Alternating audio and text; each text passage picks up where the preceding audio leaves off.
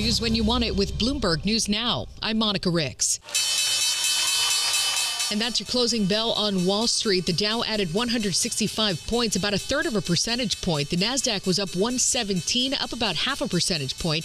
And the S&P was up 29 points. It added 0.4%. The 10-year Treasury yield at 4.3%. The 2-year yield at 3.8%. Stocks whipsawed after President Trump signaled that an escalation of strikes on Iran could come as soon as tomorrow, overshadowing hopes for a potential ceasefire. They have till tomorrow. Now, we'll see what happens. I can tell you they're negotiating, we think, in good faith.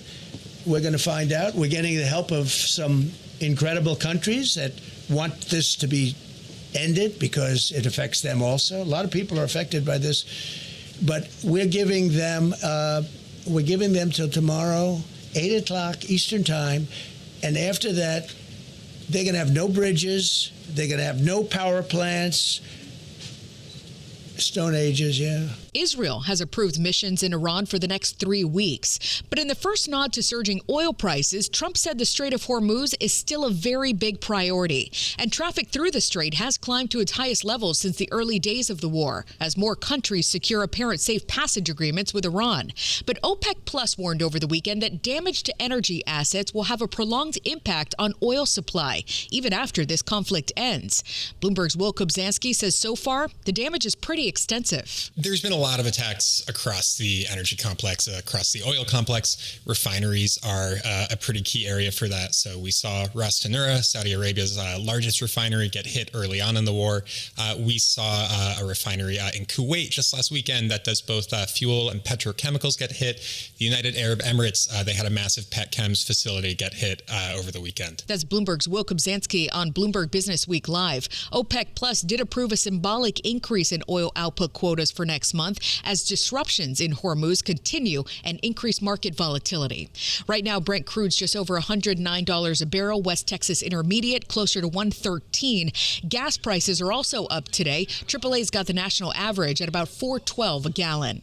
Shares of JP Morgan Chase are up slightly right now after CEO Jamie Dimon released his annual letter to shareholders. He says the U.S. needs to get stronger to maintain its military and economic might. Catherine Chiglinski leads Bloomberg's U.S. finance team. He really dug into these geopolitical issues, including he mentioned the Iran war. He also mentioned the war in Ukraine.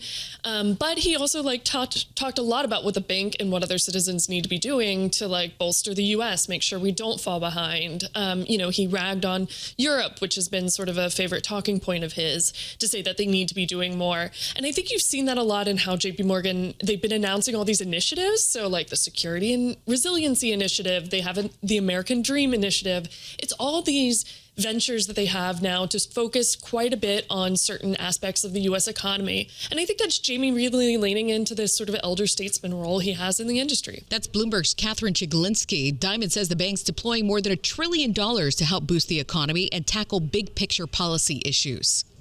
Amazon says it's reached a new agreement with the U.S. Postal Service on package deliveries and plans to cut back on the number of packages it ships through USPS by about 20%. That's more than 1 billion packages a year. The e-commerce giant is the Postal Service's largest customer and helped it make about $6 billion in revenue last year. Reuters reports Amazon plans to replace the Postal Service with its own delivery service. And the Artemis 2 crew just made history, breaking the record for the furthest distance traveled from Earth. And in just a few hours, they're set to go even farther and reach the dark side of the moon. Little scary, the astronauts will lose communications with NASA at that time, but aerospace engineer Elio Murillo tells us they're prepared for it. They're prepared for their software on board to really make most of the decisions, but they are ready to take manual commands if needed.